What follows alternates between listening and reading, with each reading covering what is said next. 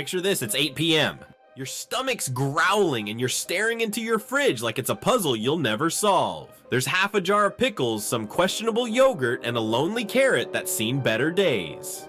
You sigh, pull out your phone, and order a pizza faster than you can say delivery fee. Now rewind about 12,000 years to the Neolithic era, where your ancestors weren't just annoyed about a lackluster fridge. They were praying their entire harvest wouldn't fail, because a bad crop didn't mean a missed meal. It meant starvation, desperation, and a very real chance of not making it through the winter. Welcome to our story, where we're diving into the Neolithic Famine, a time when survival hung by a thread, and comparing it to our modern-day fridge raids, where grocery delivery feels like the height of luxury. Today we're unearthing the gritty reality of those ancient struggles, and asking what can they teach us about managing our food saving smarter, and maybe even appreciating that sad little carrot in your crisper drawer. Let's set the scene. Around 10,000 BCE, humans were pulling off one of the biggest glow-ups in history, the Neolithic Revolution. This was when our ancestors said, you know what, chasing wild boars through the forest is getting old. So they settled down, started planting crops like wheat and barley, and domesticated animals like goats and sheep. Sounds idyllic, right? Picture little mud brick houses, fields of golden grain, maybe a cow mooing in the background. But here's the kicker, farming was like betting your life on a game of dice with Mother Nature, and she wasn't exactly playing fair. A single bad season, too much rain, not enough rain, a swarm of locusts, or a surprise frost could wipe out an entire village's food supply. No crops, no food. No food, no future. Unlike today, where you can tap an app and have groceries at your door in an hour, these folks had no backup plan.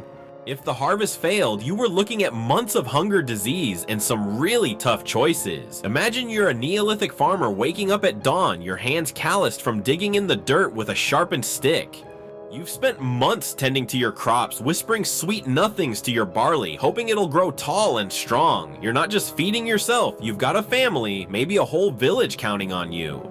But then disaster strikes. A drought turns the river you depend on into a pathetic trickle. Your crops shrivel into sad, crispy husks, and the granary you work so hard to fill is looking emptier by the day. You glance at your kids, your neighbors, and you know there's no supermarket to run to, no emergency ramen stash in the pantry. Survival meant planning ahead, storing enough grain, and praying the weather didn't betray you. If you miscalculated, it wasn't just a bad day, it was game over. This wasn't some rare apocalyptic event. Archaeological digs like those at Çatalhöyük in modern-day Turkey show us just how brutal things could get. Skeletons from that time reveal signs of malnutrition, stunted growth, brittle bones, teeth ground down from chewing tough, desperate scraps. When crops failed, these communities scrambled. They'd hunt forage or trade with neighbors, but if the famine dragged on, things got grim. Do you share your last handful of grain and risk everyone starving, or do you hoard it and watch your neighbors waste away? It's the kind of gut-wrenching choice that makes your toughest modern dilemma, like choosing between Thai or Mexican takeout, seem laughably trivial. Now let's zoom back to today. You're scrolling through a delivery app, annoyed because your favorite sushi place is out of range, or the delivery fee feels like highway robbery. It's easy to take for granted how far we've come. Our ancestors would probably look at our grocery delivery apps and think we're living in a sci-fi utopia. You mean you can summon food to your cave with a magic rectangle? They'd say, shaking their heads. But here's the thing, even with all our modern conveniences, are we really that much better at managing our resources? Or are we just a little too comfortable tossing out that slightly wilted lettuce because we know we can order more with a swipe? Those Neolithic farmers had to be strategic, resourceful, and downright scrappy to survive. Their struggles weren't just about staying fed, they were about outsmarting a world that didn't care if they lived or died. So what's the takeaway from this trip back in time? Those famines weren't just bad luck, they were a masterclass in resilience. Every seed planted, every grain stored was a calculated move in a high-stakes game. And while we're not dodging locusts or praying for rain, well, most of us aren't. There's something about their grit that feels oddly relevant. How often do we waste food because it's easier to order takeout? How many times have we let groceries spoil because we didn't plan ahead? Maybe there's a lesson in those ancient struggles about planning, appreciating what we have and not taking our full fridges for granted. But don't worry, we're not done digging into this yet. What happened when those Neolithic communities faced the worst of the worst? And how did they bounce back from the brink? Stick around, because we're about to dive deeper into their world, and trust me, it's a wild ride. So we've just stepped out of a Neolithic village where a failed harvest could turn your life into a survival horror movie. No jump scares, just the creeping dread of an empty granary. Those early farmers didn't have the luxury of a quick DoorDash fix or a corner store to grab a snack. When the crops withered, the stakes were life or death, and the Neolithic famine was like a crash course in how to outsmart a world that seemed hell-bent on starving you. Now let's dive deeper into what it was really like to live through those lean times, how our ancestors clawed their way out of hunger's grip, and what their struggles can teach us about not letting that half-eaten avocado in your fridge go to waste. Spoiler alert, they didn't have avocados, but if they did, they'd probably have fought a bear for it. Let's paint a picture of a Neolithic settlement, say around 7000 BCE in the Fertile Crescent. You're part of a small community, maybe a few dozen families huddled in mud brick houses surrounded by fields you've painstakingly carved out of the wild. Your life revolves around the seasons: plant and spring prey through summer harvest and fall, and hope your stores last the winter. But this year, things go sideways. A drought sucks the life out of your barley fields, or maybe a flood drowns your wheat before it can ripen. The granary, your community's lifeline, is dangerously low. You're not just worried about dinner, you're wondering how you'll feed your kids for the next 6 months.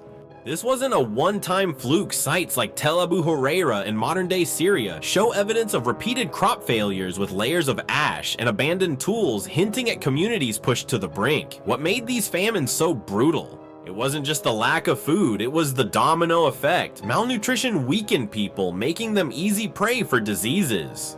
Skeletons from the period show signs of anemia, scurvy, and rickets, conditions that turned even the strongest farmers into shadows of themselves. Without enough food, work slowed. Without work, fields went unplanted, and the cycle of hunger tightened its grip. Some villages tried to adapt by diversifying, hunting wild game, fishing, or foraging for berries and roots, but these were stopgaps. If the wild didn't provide, or if neighboring tribes had already picked the area clean, you were out of luck. And let's not forget the social tension. When food ran low, sharing became a gamble. Do you give your last handful of grain to a struggling neighbor or save it for your own family? It's the kind of choice that could tear a community apart. But here's where our ancestors got clever. Survival wasn't just about brute strength or dumb luck, it was about strategy. The ones who made it through were the ones who planned like their lives depended on it, because, well, they did. They built granaries to store surplus grain during good years, using clay-lined pits or elevated platforms to keep out pests and moisture. Some, like the folks at Jericho, even developed early irrigation systems to squeeze every drop of water from nearby rivers. They learned to read the land, knowing which plants could survive a dry spell or which wild foods could tide them over, and teamwork. Non-negotiable. Villages that thrived were the ones where people worked together, sharing tools, seeds, and knowledge. A lone farmer was a dead farmer, but a community that pooled its resources could weather the storm. Of course, not everyone nailed it. Some communities made mistakes that cost them dearly. Overfarming the same plot year after year stripped the soil of nutrients, leading to weaker crops and worse famines.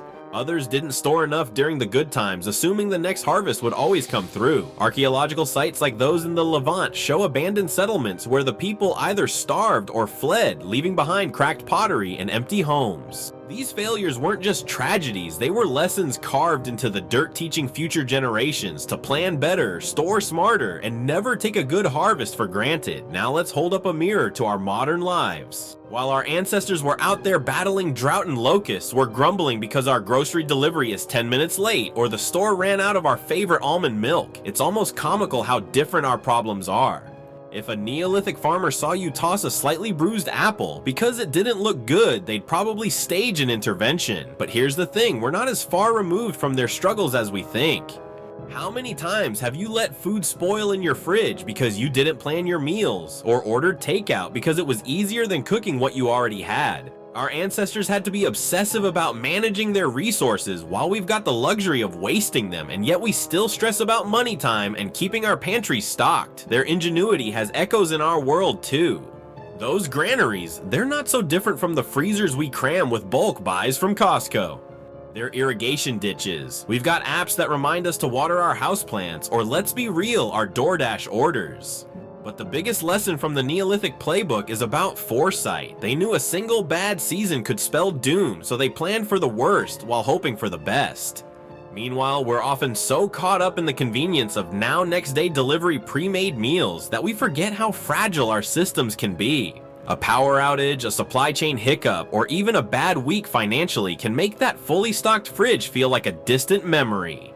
Here's a thought to chew on. What would you do if your grocery app went offline for a month? No delivery, no supermarket run, just whatever's in your kitchen right now. Could you make it work, or would you be scrounging like a Neolithic farmer hoping that half-empty ketchup bottle could pass as a meal? It's a silly question, sure, but it makes you wonder, have we gotten too soft, or are we just as scrappy as our ancestors just with better tools? Their famines shaped them into problem solvers, forcing them to innovate, adapt, and value every scrap. Maybe we could take a page from their book, not by hoarding grain, but by being a little more intentional about what we buy, eat, and throw away. So how did these ancient communities turn things around when the odds were stacked against them, and what can their resilience teach us about living smarter today? Let's keep digging because the story's about to get even juicier. We've just walked through the dusty fields of the Neolithic era, where a single bad harvest could turn a thriving village into a ghost town. Those early farmers didn't just face hunger, they wrestled with a world that seemed to have it out for them, from droughts to locusts to empty granaries. Yet somehow they didn't just survive, they laid the groundwork for everything we take for granted today, from the bread on our table to the apps that deliver it. Now let's wrap up this journey by looking at how those ancient struggles shaped humanity's path forward, what lessons we can pull from their playbook, and why our modern fridge raids might owe more to their grit than we realize. Spoiler, it's not just about appreciating that slightly squishy tomato in your kitchen, it's about rethinking how we live in a world of plenty. Let's rewind one last time to those Neolithic villages where the threat of famine wasn't a one-off crisis, but a recurring nightmare. Places like Çatalhöyük or Tel Abu Hureyra weren't just battling the elements, they were learning on the fly how to outsmart them. When crops failed, they didn't just sit there hoping for a miracle, they got creative. Some communities doubled down on storage, building bigger, better granaries to hedge against lean years. Others diversified their diets, leaning on wild plants or fish when their fields let them down. And then there was the social glue, sharing resources, trading with neighbors, or even migrating to greener pastures. These weren't just survival tactics, they were the seeds of civilization itself. The need to manage food shortages pushed people to invent better tools like sickles for harvesting or clay pots for storage, and to organize into tighter-knit communities. Hunger, as brutal as it was, became a catalyst for progress. But it wasn't all rosy. The archaeological record shows plenty of failures, villages abandoned bones marked by malnutrition, entire communities that didn't make it. Those who survived learned hard lessons about balance. Over-relying on one crop like wheat could backfire when the rains didn't come. Ignoring the soil's limits led to barren fields, and hoarding food instead of sharing could spark conflict that tore villages apart. The survivors were the ones who figured out how to adapt, plan, and work together. They didn't have spreadsheets or weather apps, but they had something we could use: a bit more of a bone-deep respect for what kept them alive. Every grain, every root, every scrap was precious, because wasting it could mean not seeing tomorrow. Now let's snap back to today.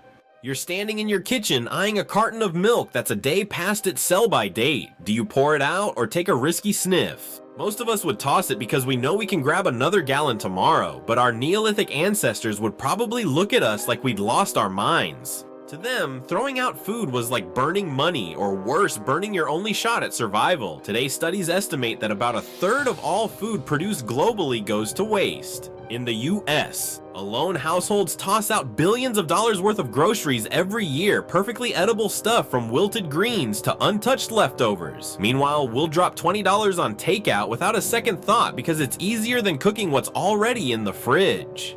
It's a stark contrast to the Neolithic mindset where every calorie was a hard-won victory. This isn't about guilting you into eating that questionable yogurt, though.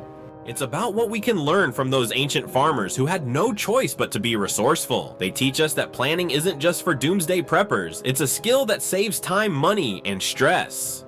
Think about it, how many times have you bought groceries only to realize you already had 3 bags of frozen peas, or let a bag of spinach turn to slime because you didn't have a plan for it? Our ancestors had to track their stores like accountants, knowing exactly how much grain they had to last the winter. We could borrow a page from them by meal prepping, buying only what we need, or freezing leftovers before they go bad. It's not about living like a survivalist, it's about being a little less wasteful in a world that makes it so easy to be careless. There's a deeper lesson here too about gratitude. Those Neolithic farmers didn't just survive, they built a foundation for abundance. Their experiments with farming, storage, and cooperation led to surplus food, which led to trade cities and eventually the world we live in.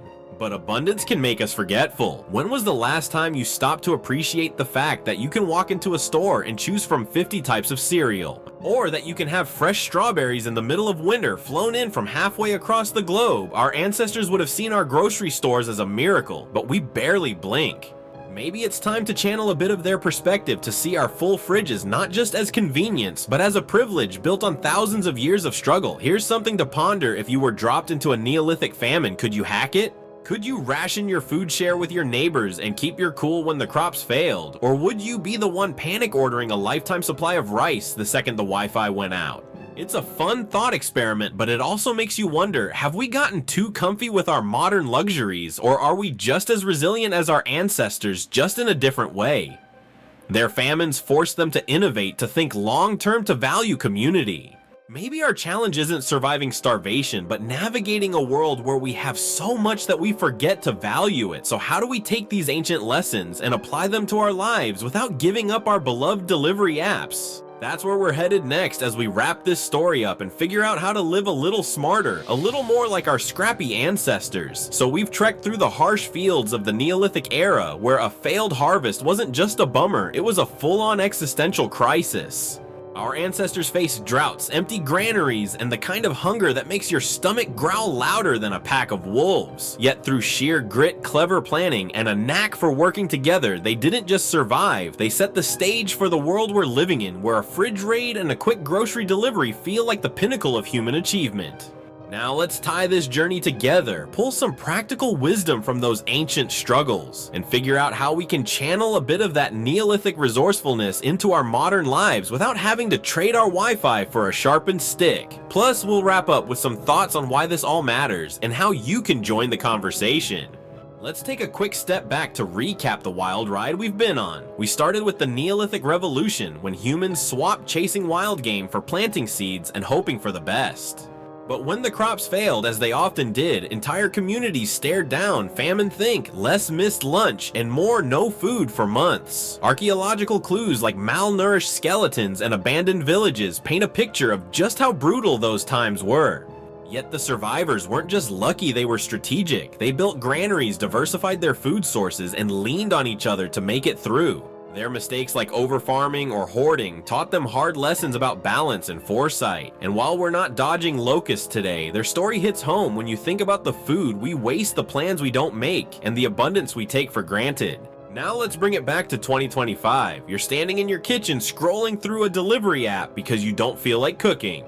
Meanwhile, there's a bag of carrots in your fridge that's starting to look like it's auditioning for a horror movie. It's easy to laugh at how far we've come. Our ancestors would probably think our grocery apps are straight up magic. But their world has more in common with ours than you might think. They had to stretch every resource to survive, while we're often so spoiled by choice that we let perfectly good food go to waste. Globally, about 1.3 billion tons of food get tossed every year, enough to feed millions. In the US, the average household wastes nearly a third of the food they buy. Compare that to a Neolithic farmer who'd probably guard a single handful of grain like it was gold. So what can we learn from their playbook to live a little smarter? First, let's talk planning. Those Neolithic folks were obsessive about storing food for lean times, and we could use a bit of that foresight. Next time you're at the store, think like a granary builder. Buy what you'll actually use, not what looks good in the moment. Meal prepping for the week or freezing leftovers can save you from that "I have nothing to eat" panic that leads to yet another takeout order. Second, let's talk value. Our ancestors didn't just eat to fill their bellies, they respected every scrap because it meant survival. Maybe we don't need to get that intense, but pausing to appreciate the food we have, whether it's a fancy avocado toast or that slightly sad carrot, can shift our perspective. Try keeping a use it up day each week where you cook with whatever's already in your fridge. It's like a Neolithic challenge minus the threat of starvation. There's a bigger picture here too. Those famines didn't just test our ancestors' survival skills, they shaped how humans think, plan, and build communities. The need to manage scarce resources led to innovations like better tools, trade networks, and even the first cities. Today we face our own challenges, climate change, supply chain hiccups, or just keeping up with rising grocery prices. The Neolithic mindset of adaptability and cooperation could come in handy. Maybe it's joining a community garden to grow your own food, supporting local farmers, or just sharing that extra loaf of bread with a neighbor. Small acts of resourcefulness add up, just like they did 10,000 years ago when a village's survival hinged on everyone pitching in. Here's a question to chew on. If the delivery app shut down and you had to live off what's in your kitchen for a month, how would you fare? Would you channel your inner Neolithic farmer getting creative with that can of beans and some stale crackers, or would you be lost without your daily coffee run? It's worth thinking about, not because we're heading for a famine, but because those ancient struggles remind us how resilient we can be when we need to. They didn't have smartphones or supermarkets, but they had ingenuity and a stubborn will to keep going. Maybe we've got a bit of that in us too, even if it's buried under a pile of takeout menus. As we close out this story, let's take a moment to marvel at how far we've come and how much we owe to those scrappy farmers who refuse to give up. Their hunger pangs and hard-won harvests built the foundation for our world of instant groceries and overflowing fridges. So next time you're raiding your fridge or waiting for that delivery driver, maybe give a little nod to those ancestors who made it possible. And here's where you come in. What do you think about their story? Could you hack it in a Neolithic famine, or are you too attached to your grocery app? Drop your thoughts in the comments below. We'd love to hear how you'd survive or not without your modern conveniences. If this dive into history got you thinking, hit that like button, share this video with a friend who's guilty of letting their groceries go bad, and subscribe to the channel for more stories that connect the past to our present. Want to keep exploring? Check out our video on the wildest survival stories in history for more tales of human grit. Thanks for joining us on this journey, and we'll see you in the next one. Stay curious and maybe check on that carrot before it's too late.